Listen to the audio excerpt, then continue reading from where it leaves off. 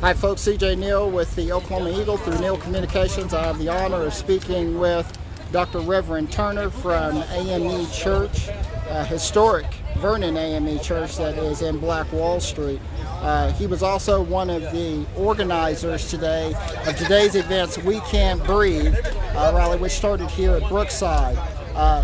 Reverend Turner, thank you so much for speaking with us today.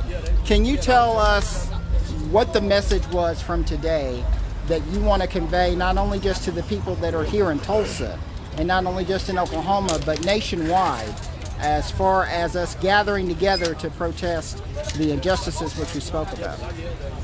We are, as a community of people, black, white, yellow, brown, just tired of racism and white supremacy that's been reigning in this country, in this world for too long. And what you saw today was a gathering of like-minded citizens who, I think, one of the largest, most peaceful protests in the country as of today, coming to exercise our constitutional right, freedom of speech, to let the world know we are serious, and let the mayor know particularly we're tired of waiting for criminal justice reform. We're tired of seeing families who have had loved ones killed, such as the Crutcher family and the Joshua Beret and the Eric Harris family, waiting for justice. And it's time out for them. And they are in leadership now, and it's time for them to act. So we came out today to voice our displeasure and to voice our unity and solidarity with those movements across the country. Reverend Turner, you spoke a lot today about how we love America, but America does not love us or does not show us that it loves us. Can you expound a little bit more on that and the reason why that message was so important in today's march? Oh, because if you look at our history as African Americans, we have always been the most patriotic. You know, the first person to lay down their life for this country was an African American by the name of Christmas Adams. We have fought in every war this country's ever had, but still, we came back to a country that never recognized us as full citizens and gave us the rights that we fought for in other countries. And so that just didn't stop in civil rights, 56's era.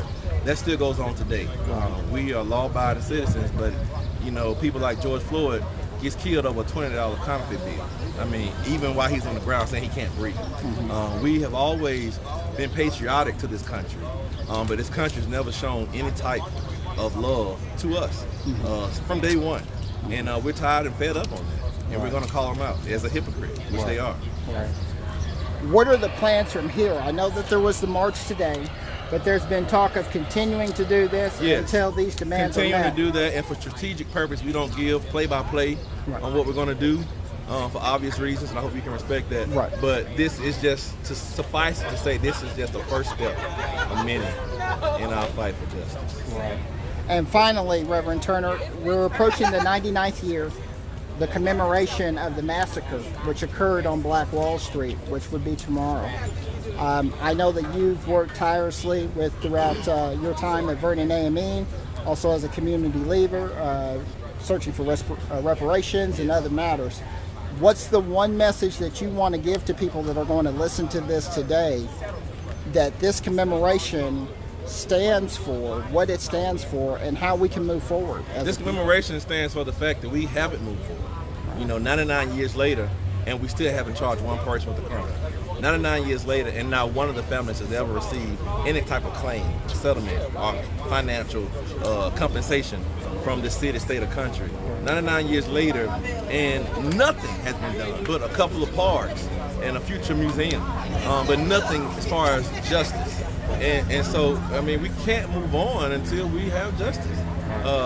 That's just a simple fact of the matter. America's better than that. You know, at least I hope she is. Thank you, Reverend Dr. Turner. We appreciate that. This is CJ Neal with Oklahoma Eagle and Neal Communications.